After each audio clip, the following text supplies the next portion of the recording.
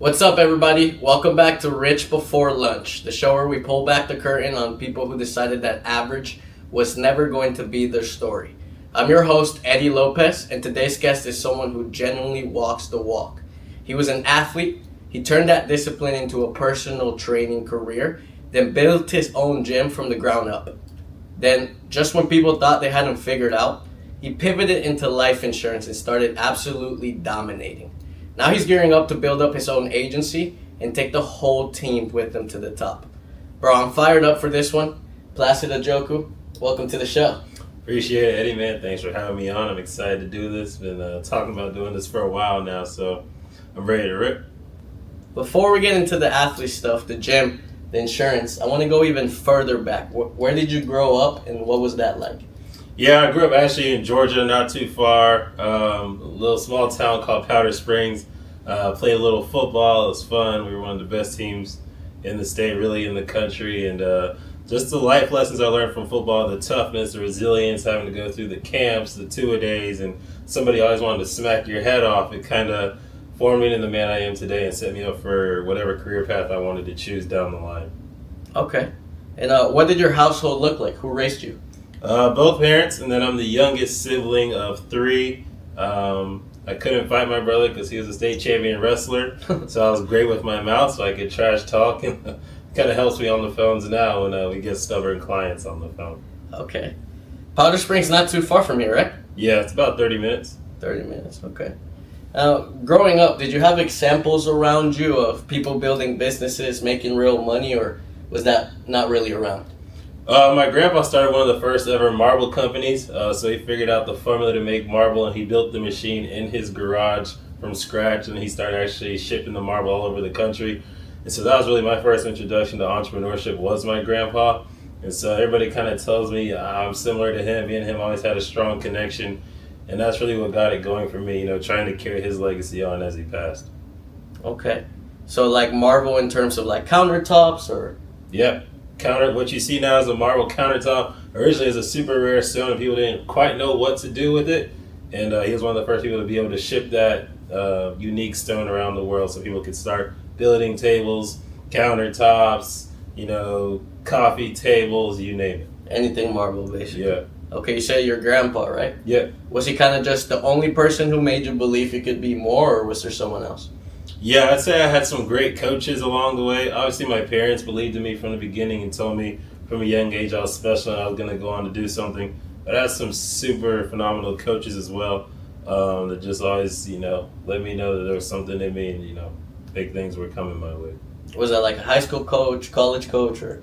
Yes, my high school coach, Coach Ironside, he was sensational. My position coach, Coach Gerda, he was great as well. Then when I got to college, Mike Houston, he was great, and then me and him, we went to a national championship in college, and then I worked for him over at James Madison University. We won a national championship up there, and he came to my high school and told me, if you come with me, we're gonna go to a national championship, and we did within 12 months. So. Okay. Shout out Placid's coaches. You guys built the monster. What about the hard stuff? What did growing up teach you about, life that the classroom never could? I had a pretty good life coming up. My parents were great. My brother was great. My sister was great. It was a loving household. I really would say the thing that taught me the most was football. I'll never forget, there's one coach I didn't like. We were in a meeting one day, and I had got a sack, and I did this sign. It's called the Phoenix. It was my sign whenever I'd get a sack. And then I got a penalty on the celebration, which let the other team get into field goal range, and they kicked the field goal to beat us. And so during film session, he's like, you know what, Placid, you're just an abortion. Little things like that. You get thick skin and you develop and you try to rise to the top. But the little things like that. You can't call nobody. You can't run to your parents when they're gonna go tell the coach. Yeah. You can't go to your teammates because they're all laughing at you. So just teaches you can't run from your problems. You gotta face them like a man. And so when you're on the phone to take it to life insurance, and somebody's you just can't get that client to where they want to be. You can't just go run to your upline. You can't go call your mom. This client cursed me out. You gotta, find a way to deal with it and de-arm the client and, get on the same level so that they trust you and become a long-term client. Yeah. If you told your parents and they called the coach, you're getting made fun of the very next day. And probably kicked off too. Yeah. Okay, so when you look back now with everything you've built, what do you want that younger version of you to know? If you can dream it, you can become it.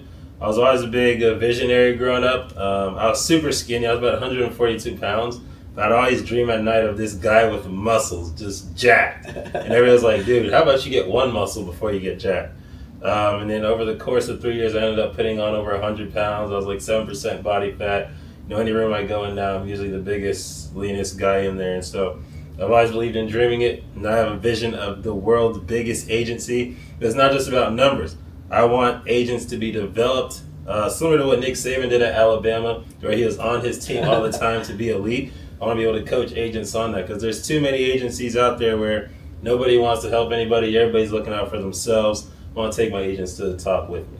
So you're building the Alabama of life insurance. The Alabama of life insurance. Okay. Roll Titans, baby. Watch your kids. He's already recruiting them. A little bit more about football. What position did you play? I was an outside linebacker, defensive end. I started off actually as a cornerback. Most people don't believe that when they see me. And then I wouldn't stop lifting weights, so I got too big, so they moved me to safety. I kept lifting weights, I got too big. They're like, you got to go to outside linebacker. I kept getting bigger. They're like, you're the biggest one on the team. Your hands got to go in the dirt. And I just ended up defensive end / outside linebacker. How long did it take you to go from 140 pounds to 240 pounds? It took me 3 years. 3 years of just straight lifting weights. Straight lifting, yep. Eating chicken and rice. My secret meal is actually spaghetti and meatballs. Okay. Yeah. Fast absorbing carbs. You know what that reminds me of? The movie Game Plan. You ever seen that movie? No. It's like the... Is that the Mark Wahlberg movie? No, yeah. The Rock with the kid. Like shows up at his front door and he's like an NFL star and all he is like... You know Game Plan? You know what I'm talking about. Yeah. Now, like every other athlete, was there a moment where you realized, you know, your athletic career had a ceiling? Like, was it a gradual thing or was it instant?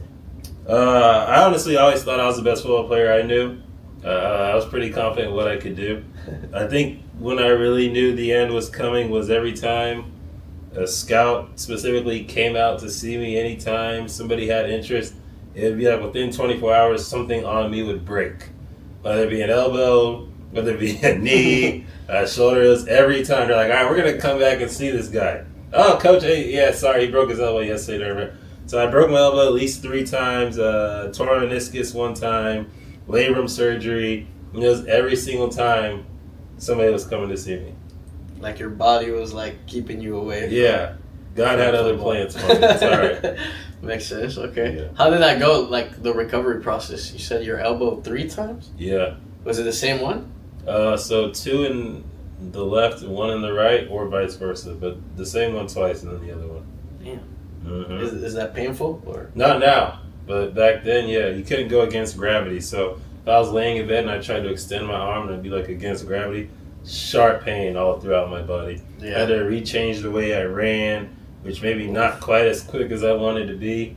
That's when I was like, yeah, I don't know. So I still ended up getting a call from the Jets on draft day telling me that they were going to draft me in the 7th round. And then they asked me what other teams were interested in me. And I did what my agent told me to do, which was tell them, talk to your agent. But, you know, as a lower school guy that's going at the end of the draft, you don't really get that luxury. Like, you're lucky anybody's calling you. And so I could hear the scout's voice change when I said that, and they never called me again. And then come to find out a couple weeks later, I'm calling my agent, blah, blah, blah. I look on Facebook, everything's saying RIP. So he's dead. And so, yeah. What? You can't make this stuff up, yo. Your agent died? My agent died, yeah. Yo. And I didn't know anybody else. So. And that's, you couldn't, like, get a hold of him, right? Yeah. Exactly. Because he was dead? Because he was dead. That is so crazy. Yeah. RIP. RIP. Jets, you missed out too. A lot of athletes, they struggle with that ending, you know, the identity when the sport ends. Did you kind of go through that, or was it a smooth transition into that? Because I went into coaching, it wasn't too big of an issue. But that competitive drive, that work ethic, it really went well into business. Luckily, I went from coaching and winning a championship, competing, to business, trying to build the best business, competing, to developing a team, building the best team, competing, to life insurance. I came in and people were just ripping sales, and I hated everybody selling and I wasn't, so I competed. So, yeah, that's the only thing that's really fed the athlete in me. And, you see all these things about these athletes struggling with mental health and all this. I really think something like life insurance could really help a lot of them, because that drive, it's really hard to satisfy it. No matter how much money you have, when you're a competitor, you're a competitor. Winners like to win. And we win over here, baby. That's right. Okay, so you transitioned out of athletics and you end up becoming a personal trainer. Was that sort of an obvious step for you, or did it kind of find you? Really, I was working at the front desk of a gym, and I only took the job because the lady was like, "You're in great shape, you should work here, and we'll give you a free membership." So I was like, all right, cool. So that's how I started off working there. And then I ended up promoting all the way up to general manager. And as I was there, I saw how one of the trainers' stipends was. I was like, he's training, the gym takes 45, or he gets 45%, the gym takes 65%. I was like, okay, he has 20 clients. What if you learn how to advertise, get your own clients, and don't have to pay that extra 65%? And once I did that math in my head, the rest was history. I was like, You were too smart for them. too smart. Yep. What was the name of that first gym? It was One Life Fitness. One Life Fitness. Down in Carrollton, Georgia, baby. I go to One Life today. Yeah. Uh-huh. Yeah. Placid could have been my trainer. Could have been. Yeah, you'd be ripped, man. I was about to say you my wouldn't be arm, able to wear that shirt. my arm would be twice the size. Now, what kind of made you good at being a personal trainer? Because a lot of ex-athletes try the personal trainer route and it just doesn't click the same. What made me special at it is because I've been every single body, right? I've been the skinny guy that wanted to be big. I've been the huge guy after football that needed to slim down. I've been the person that was injured trying to get their body back after being injured. I've been the person that wanted to maintain. And I've been the person that's wanted to be the biggest, strongest, best looking in suits, out of suits, whatever. So I knew how to get everybody's body to there, whereas most trainers only know how to build muscle, or they only know how to lose weight. They don't understand how to be dynamic, so they struggle in that area, whereas I knew how to do everything already. You hear that? For everyone who says their excuse is, oh, my genetics, oh, my parents didn't look like this. Tell that to this guy. Now, were you building a business or just like a client list at that point? I always had visions of building the business. Starting off, I just wanted to make something that had enough money for me to take care of me and my girlfriend at the time. But then when I started to realize everybody wanted to come to me, everybody wanted to do it with me, I was like, okay, it's time to take this to the next level. And that's when I really hired my business coach that it allowed me to scale the most. Okay. Yeah. Who was your business coach? Clay Clark. He's a controversial guy if you look him up, but he's good to me. Clay Clark? Yeah. Here in Atlanta, or? No, he's out in Oklahoma. He runs the Reawaken America tour. Yeah, he's taken so many. He's sold over 13 multi-million-dollar companies. He took a liking to me, took a shot on me. I didn't really match the criteria of the client they were looking for. Took me on anyways. He's introduced me to some of the most powerful people in the world. And so, like, those relationships, you just don't get those overnight. So, grateful for Clay, for sure. Shout out Clay. Yeah. In your personal fitness era, give me a client story, someone who changed because of you. I'd say the reason I got started in it all, I was working the front desk, and this girl named Callie came to the front desk, right? She was a larger girl, and she had a personal trainer. I won't put his name out because the part I'm going to say about him isn't the best. And so she had done her little body metric scan. She'd do it every 4 weeks or whatever, and she looked, and like the pounds had gone up. She hadn't lost any weight. Body fat had gone up, and her trainer comes over and just starts tripping her. He's like, "Oh, you're not counting your macros right. You're not eating right. You're not doing blah blah blah in the gym. You need to do more back day. We got to step this up." And he walks away, and she mumbles to herself, "I'm just gonna be fat forever." And I'm like, "Look. Listen, you don't need to count your damn macros, okay? You don't need to do back day, all right? You need to do 5 to 10 minutes of cardio. It needs to be intervals training so that your body burns the maximum amount of fat in the maximum amount of calories in the shortest amount of time. You need to do sustainable eating so that you don't feel like you're starving yourself, and it's a way you can keep forever. And you need a trainer that understands how to do full body workouts, not freaking back day. And I was like, you know what? I'm going to do it for free for you for the next 2 weeks just to show you can lose weight. And in 2 weeks, she lost 17 pounds. Her mom, lady I don't know at all, starts calling me on the phone in tears, like, my daughter, like, I've never seen her so happy, blah, blah, blah. Like, thank you so much for doing this. Can I send you? And I was like, no, like, I just wanted to help her out because her trainer sucked, honestly. And that's what really did it for me, dude. Things like that. And I got stories like that to go on for days. So. And that's when you first realized it was kind of bigger than you just training someone. Exactly. That's crazy. So at some point you decided, Placid, you said, I'm not just training people, I'm building something. Tell me about the moment you decided to open up your own gym. Really, I got into it with this girl at the gym because she wasn't doing her job. So she was supposed to be the personal training manager, but anytime it was time for her to work, she'd go hide in the sauna, which I thought was weird behavior. But then I had a girlfriend that was working at the front desk. And so she would like try and make her do everything, but her job was front desk. Her job is not to sell personal training, give the personal training stuff, do the sessions, right? And a lot of people let that go. Unfortunately, I am not that person that's going to let it go. So I went to the printer and I went to the company's website. I don't recommend doing this, by the way. And I printed out her job description. And I walked over to her and I stood at her desk and I read it out loud. I said, here's what you're supposed to be doing, but you're asking other people to do it. Obviously, that didn't go over well. She tried to report me to management. Management loved me, said, y'all just get along. We were like, okay. Obviously, she didn't give me another client ever after that. And so that's when I was like, okay, I'm just going to open my own. And so that's what I did. Okay. Thank you. What was her name? I'm not going to finish. She's the kind of girl that I'll see. She's a petty little... Yeah. Not even in shape either. Personal training manager, not in shape. Can't do a push-up. Anyways. Yeah. Avoiding her job. Yeah. Okay, wait. What was the hardest part of actually getting the doors open and realizing that dream of opening that gym? They say if you build it, they will come.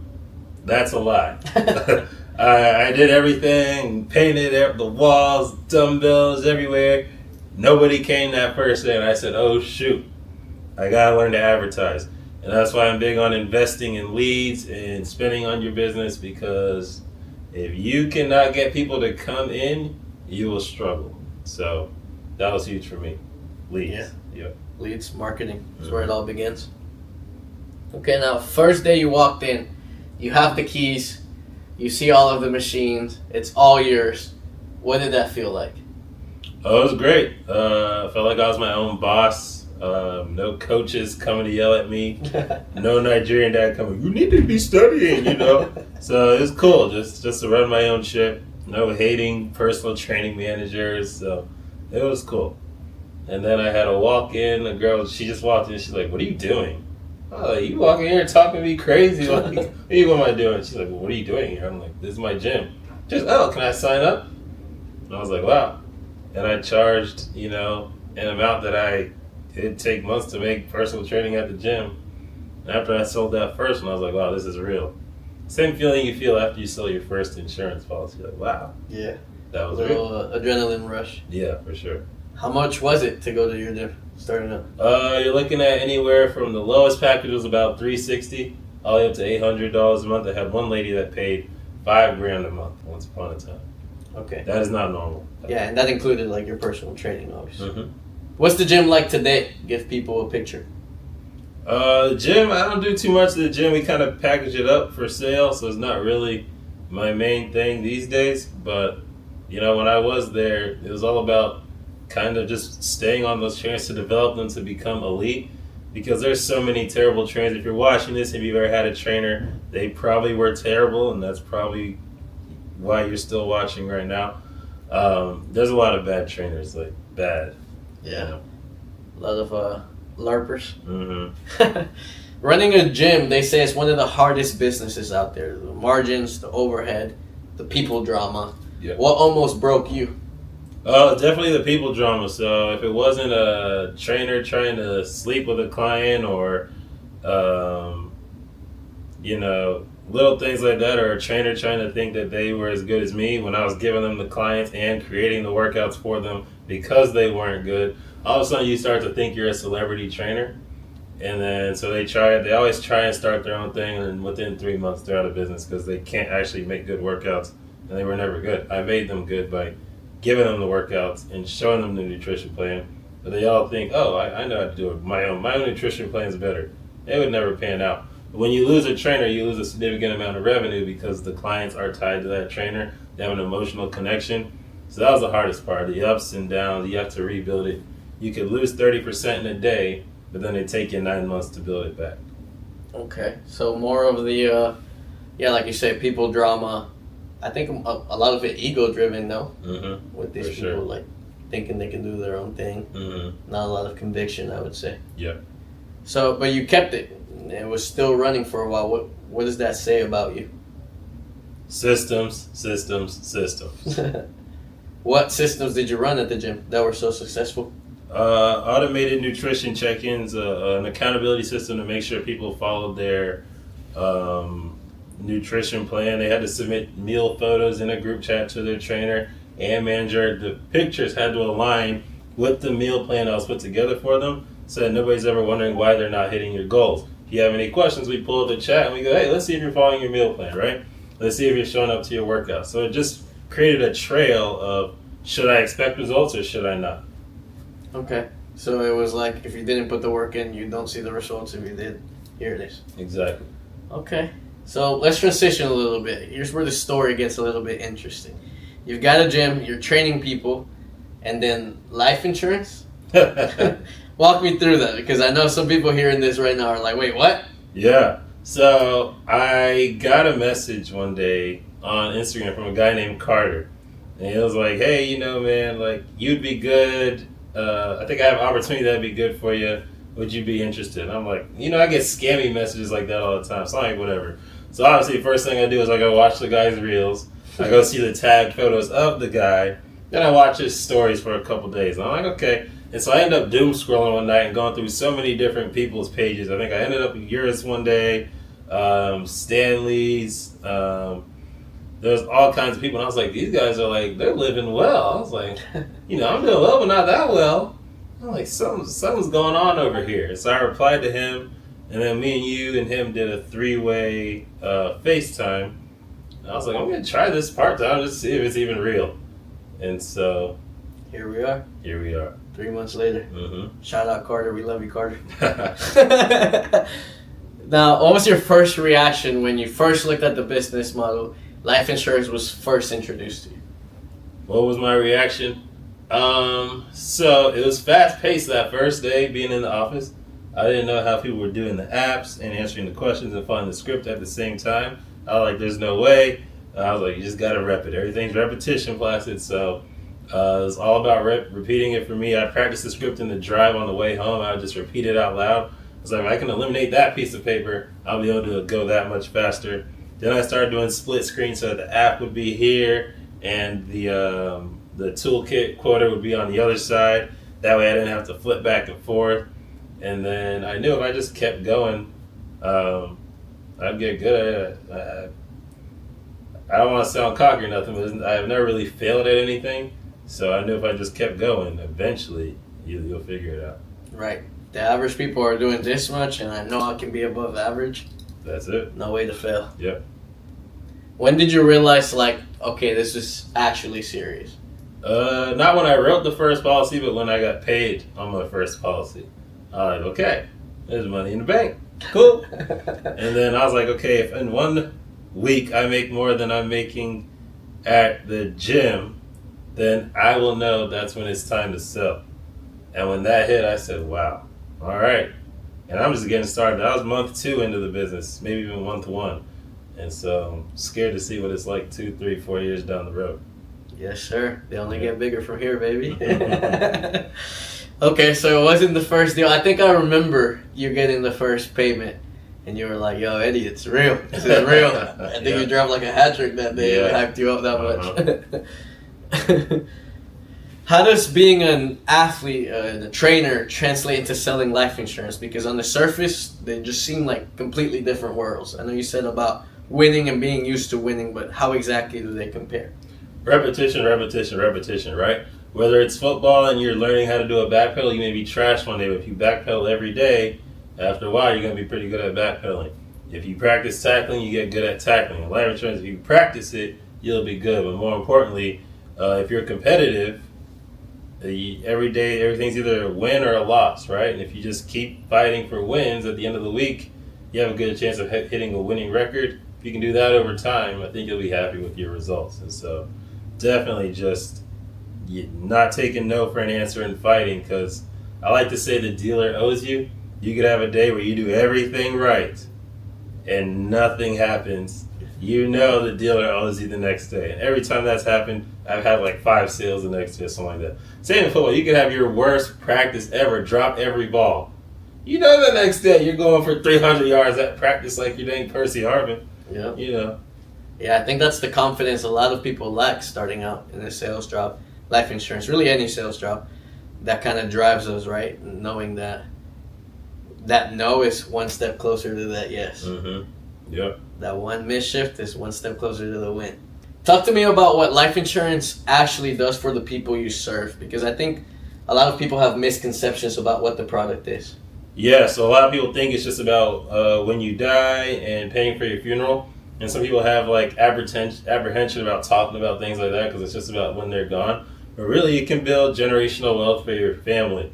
There's different products. Some people will get a life insurance policy. They'll start it when their kids are super young so that it pays out after however many years.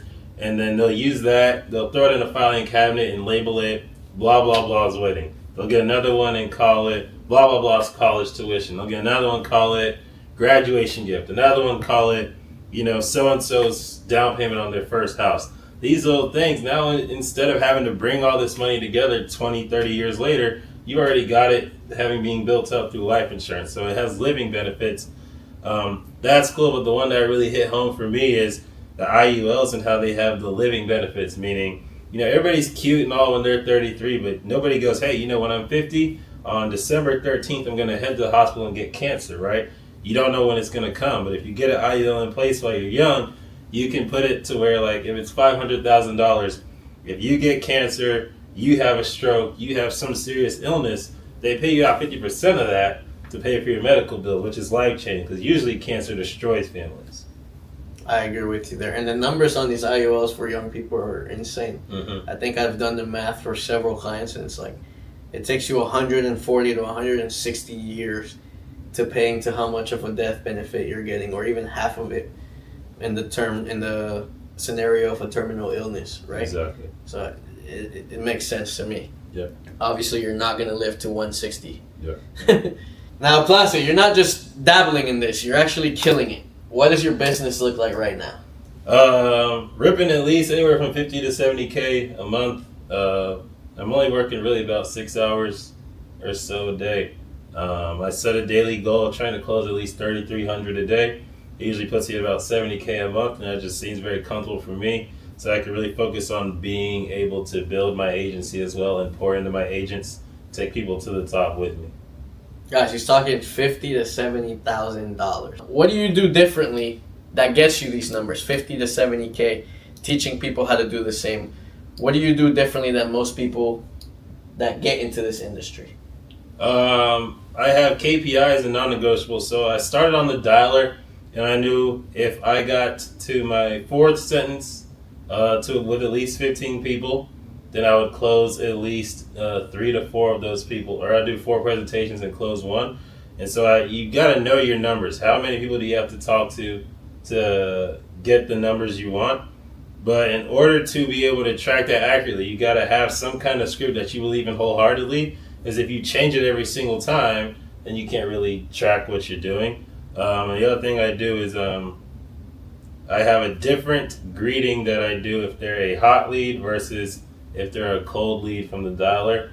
And I think that really allows me to close hot leads almost 90%. If they get on the phone, I pretty much close them.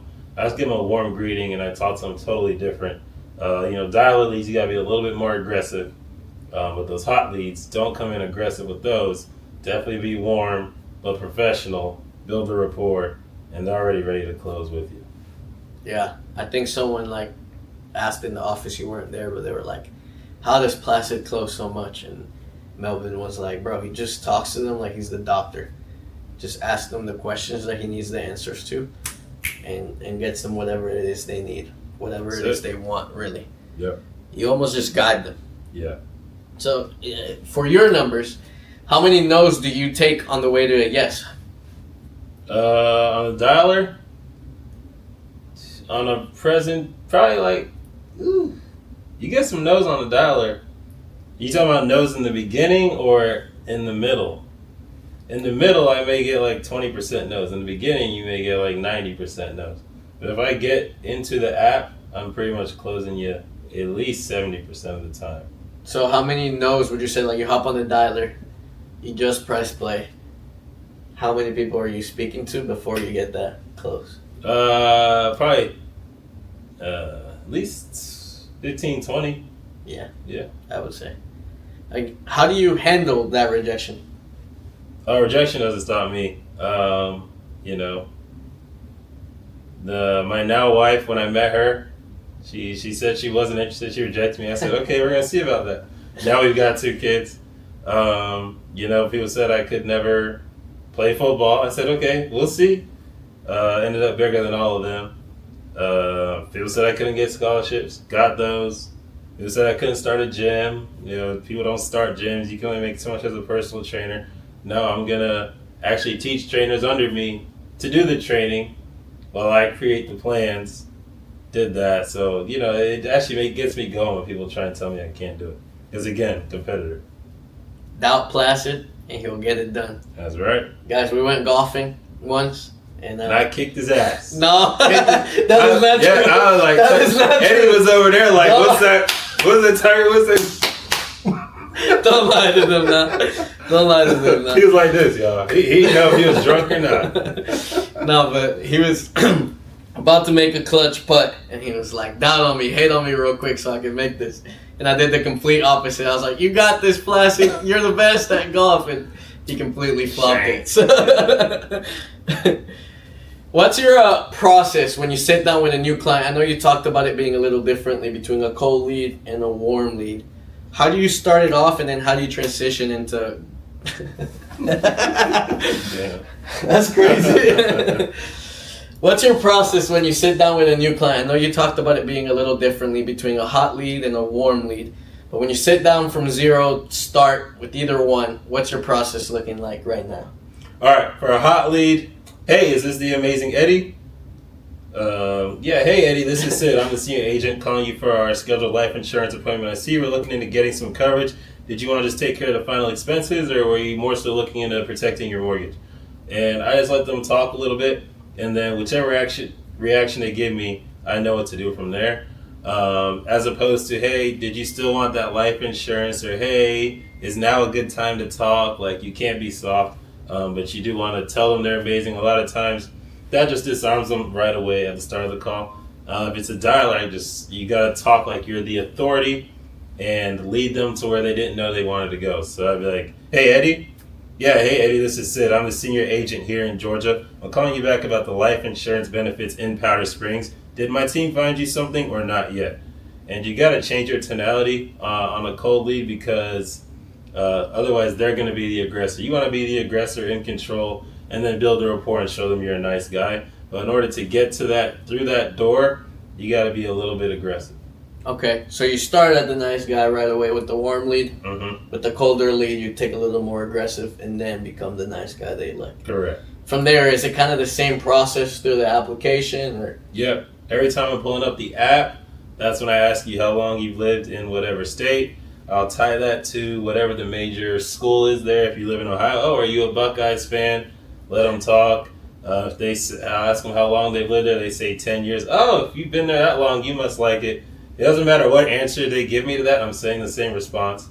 And then that just gives me time to fill out the medical information, build some more rapport, learn a little bit about them. And as they talk, a lot of times they'll tell you more stuff that they need. Like, oh yeah, actually, I like what we're doing here. Let me get my wife taken care of too. But our eyes will close them, and then be like, we'll take care of that after. Because if you overwhelm them, they just got to get off the phone. Yep, that's very true. You got to finish that first sale, make that first money, and then worry about the second. Yep. Now, does it ever cross over? Do your gym clients ever become your insurance clients? I've had a few of them, yep, and then I'm part owner in a bookkeeping company as well, and a whole lot of them have become clients because they understand, you know, the financial benefits of a life insurance policy a little more. And the gym clients do as well, just from a health standpoint. Now, this is where things really get exciting. You're not just building a career, you're about to build an agency. Titan Ridge Financial. Tell me what that means and why now. Because here come the Titans, right? When you hear the Titans come, you're going to look around your shoulder a little bit, right? And that's important because, again, we are the Alabama of life insurance, and it all starts in what I call the war room. So every single morning, Monday through Thursday, we're role-playing. We don't want to hear about, oh, today was a bad day. We don't want to hear, I don't know what I'm doing wrong. You show up to that war room, we tear you down, and we build it back up every single day until you cannot get it wrong, so that you have a high % closing rate, so that you don't waste your time on these phones all day, and you may hit your goal by 11 o'clock in the morning and go about your day if you choose.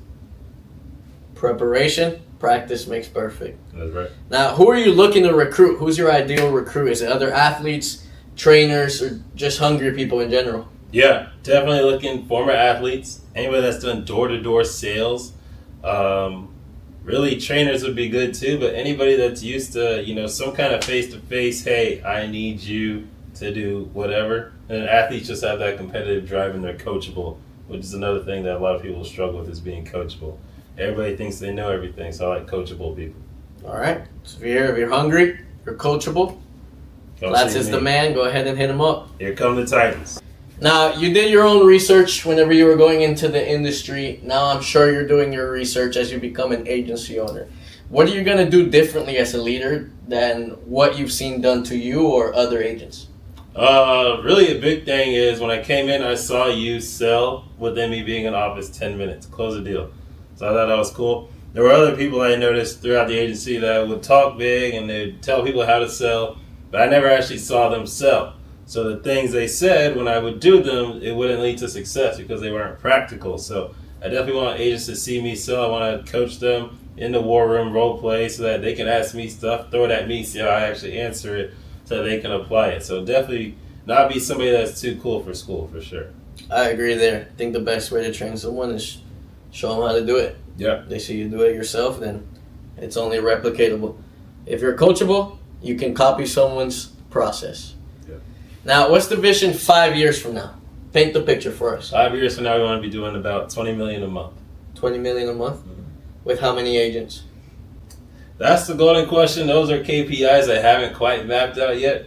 But I know if people follow my script and they follow my systems, it's just a matter of multiplying the agents from there. It's not that I'm any better than anybody else at selling life insurance. I think if me and you are sitting here and I tell you, hey, Eddie, if you want to get to Nashville in the next 4 hours, this is the exact directions to follow, you can expect to get to Nashville in those next 4 hours. But if you go and then you detour here and you stop and see your cousin over there and then you go to Buc-ee's over here, I can't guarantee you're going to get there. And if you follow this map, you will. And I think I have a map to get agents to at least $40,000 a month consistently if they come to my war room and listen to what I tell them to do.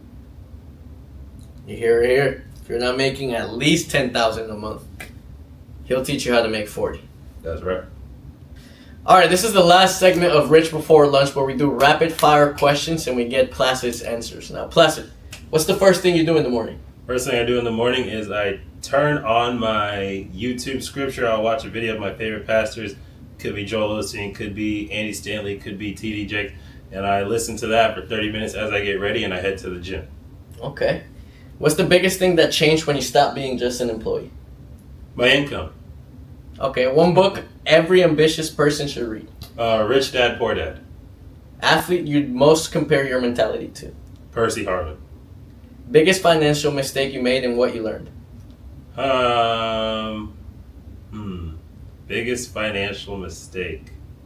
Investing in the wrong leads in the gym. It would charge me almost $160 a day to advertise, and sometimes you'd get just one lead and that lead wasn't that good, so you gotta wait till the next day. We could never get that cost per lead down as much as we wanted, so that was definitely a recurring headache. Okay, what does winning look like on a random Tuesday? Hitting 3,300 by 10 o'clock a.m. One thing most people don't know about life insurance.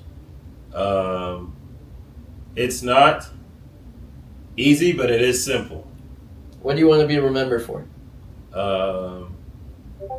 Being a guy that shows up for his kids and his wife while still chasing his career instead of making it one or the other. Placid, I could talk to you for 3 more hours. Before I let you go, where can people find you? Instagram, or you can come on down to Lenox Mall. Come on right across the street. You'll find us in here, Titan Ridge Financial. Go to @the_Phoenix98 on Instagram. Message me anytime. I want to train you. I want to help you become the best life insurance agent possible. Okay, so you heard it here. If someone wants to train with you, work with you, or learn about what you do with life insurance, go to his Instagram, _thephoenix98. Yep. This was everything I could hope for and more. Thank you for being real, being open, and really showing people what's possible when you take your athletic mindset and apply it to building real wealth. Yeah, appreciate it. Appreciate it, man. Yeah. See you on the next one. That's a wrap on today's episode of Rich Before Lunch. If this episode hit different for you, share it with someone who needs to hear it. Leave us a review. It genuinely helps more than you know. See you on the next one.